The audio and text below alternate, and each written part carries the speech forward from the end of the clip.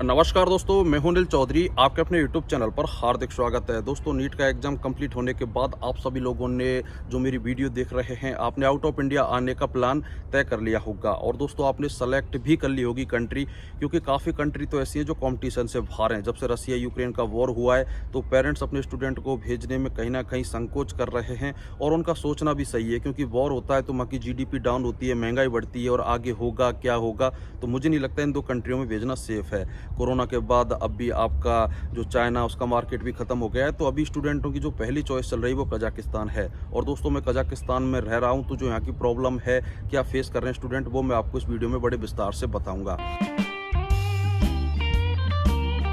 दोस्तों, कजाकिस्तान में लगभग 11 या 12 ऐसी यूनिवर्सिटी हैं जिनमें इंडियन स्टूडेंट पढ़ते हैं। उनमें से 5 अलमाटी शहर में हैं और अलमाटी शहर है जो यहाँ एजुकेशन हब बना हुआ है। अप्रॉक्स 4,500 इंडियन स्टूडेंट यहाँ रह रहे हैं। लेकिन दोस्तों, जब आप एडमिशन का प्लान करते हो, जिस आदमी से जुड़ोगे वो जिस यूनिवर्सिटी में काम कर रहा है उस यूनिवर्सिटी को आपके लिए बेस्ट बताएगा, क्योंकि उसका काम है, उसका रोजगार है, तो वो अपने साथ या आपके साथ जो इंसानियत है उससे वो कॉम्प्रोमाइज़ नहीं करेगा। उसका भी एक टास्क होता है कि मुझे इस यूनिवर्सिटी में इतनी सीटें भरनी होती हैं, तो वो किसी भी हालत में अपनी यूनिवर्सिटी की बुराई नहीं करेगा और जो भी बेस्ट यूनिवर्सिटी होगी आपको उसको अच्छे तरीके से ऐसे दिखाएगा कि उसमें कुछ भी नहीं है, बस फॉर्मेलिटी है ये वो। तो सबसे पहले आप यूनिवर्सिटी का चुनाव करें। इसके अलावा दोस्तों, जो मैंने एक बात नोटिस की है कि इंटरनेशनल जो फ्लाइट है यहाँ अलमाटी में चल रही है। इसके अलावा कुछ दिन पहले सिमकेंट में स्टार्ट हुई है, अस्ताना है। तो दोस्तों, आप कोशिश कीजिएगा उस सिटी में एडमिशन लेने का जहाँ इंटरनेशनल फ्लाइट चल रही है, क्योंकि दोस्तों कजाकिस्तान विश्व का 9वां बड़ा देश है बाई एरिया। तो आप समझ सकते हो यहाँ की पॉपुलेशन है 20 मिलियन है, तो यहाँ बहुत दूर दूर स्पेस में लोग बसे हुए हैं। तो क्या होता है कि जैसे एयरपोर्ट से ऐसी यूनिवर्सिटी जो कोई 1100 किलोमीटर की दूरी पर है, कोई 700, कोई 500। तो जब आप इंडिया से आते हो, जैसे सपोज आपकी रात को 8 बजे इंडिया से फ्लाइट है, आप घर से निकलोगे 2 बजे, क्योंकि 2 घंटे पहले आपको एयरपोर्ट पर पहुँचना होगा। इसके अलावा फिर जो आपकी फ़्लाइट होती है, काफ़ी फ़्लाइट डायरेक्ट होती हैं, काफ़ी वाया घूम के आती हैं, जैसे दुबई होके, शारजाह होके, आबू धाबी होके। तो वहाँ भी स्टॉपेज होता है किसी फ़्लाइट का 2 घंटे का, 5 घंटे का, 18 घंटे, 20 घंटे, तो आप थक जाओगे। उसके अलावा आप एयरपोर्ट पर अलमाटी या जो भी कजाकिस्तान में एयरपोर्ट है यहाँ उतरोगे। अब आपके पास क्या होगा कि आप बिल्कुल थके रहोगे, यार सुबह से चलें और रास्ते में थक गए। तो अगर आपका जो हॉस्टल, आपका कॉलेज होगा उसी शहर में होगा, तो आप टैक्सी करके 15, 20, 25 मिनट में पहुँच जाओगे, क्योंकि जो मोस्टली यूनिवर्सिटी वो एयरपोर्ट से 10-12 किलोमीटर की दूरी पर हैं। अब आप यहाँ के क्या करोगे, जो आपकी यूनिवर्सिटी है वो एयरपोर्ट से 1200 किलोमीटर की दूरी पर है।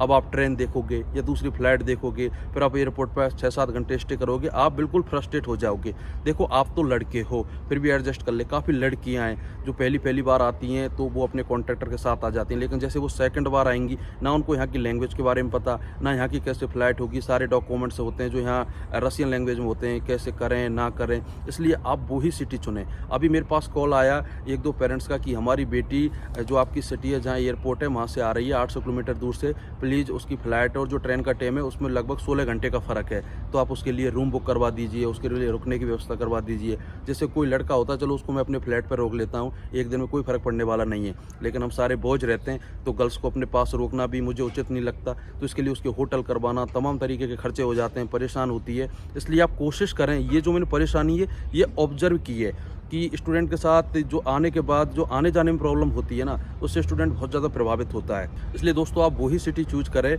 जिसमें डायरेक्ट एयरपोर्ट की, इंटरनेशनल फ़्लाइट की सुविधा है। दोस्तों, जहाँ एयरपोर्ट होता है वो बड़ी सिटी होती हैं, तो हो सकता है जो नॉर्मल सिटी है जहाँ एयरपोर्ट नहीं हो, जहाँ एयरपोर्ट है, थोड़ा बहुत महंगाई के लेवल में फ़र्क हो। जो दूर यूनिवर्सिटी और जो मेन सिटी में हो सकता है उसकी फ़ीस में $100, $200, $500 का फ़र्क हो, लेकिन आप पैसे पे ध्यान ना दें, आप अपनी सुविधा पे ध्यान दें, क्योंकि आप विदेश में आ रहे हो, ना है कोई यहाँ आपका पेरेंट्स है जिसने आपका एडमिशन करा दिया, वो करा के फ्री हो गया, क्योंकि हर साल नए बच्चे आते हैं तो उनसे कनेक्टिविटी बढ़ जाती है कंपनियों की। तो आगे के लिए आप खुद जिम्मेदार होंगे और उस शहर में जाएँ जहाँ ज़्यादा से ज़्यादा यूनिवर्सिटीज़ हों, इंडियन स्टूडेंट पढ़ रहे हो, क्योंकि ज़्यादा यूनिवर्सिटी होंगी, कॉम्पिटिशन ज़्यादा होगा। वहाँ ये रहेगा कि यार हाँ, इसकी यूनिवर्सिटी में हमारे से ज़्यादा एडमिशन ना हो। तो अब एडमिशन अगर आपको ज़्यादा करना है यूनिवर्सिटी को, तो क्या करना होगा, अपने एजुकेशन की क्वालिटी बढ़ानी होगी, अपनी सुविधाएँ बढ़ानी होगी, खाने की क्वालिटी बढ़ानी होगी, बिल्डिंग, डेकोरेशन, लाइब्रेरी, हर चीज़ पे वो खर्चा करेंगे, क्योंकि अगर आपको सर्वाइव सर्वाइव करना है तो आपको कंपटीशन क्लियर करना होगा, और कंपटीशन क्लियर किससे होगा? स्टूडेंट को खुश करने से।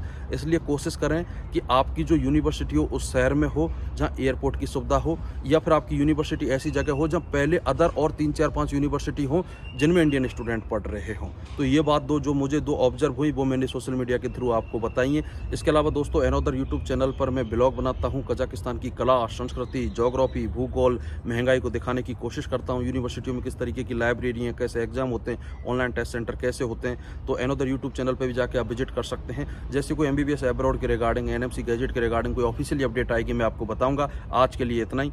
जय हिंद, वंदे मातरम।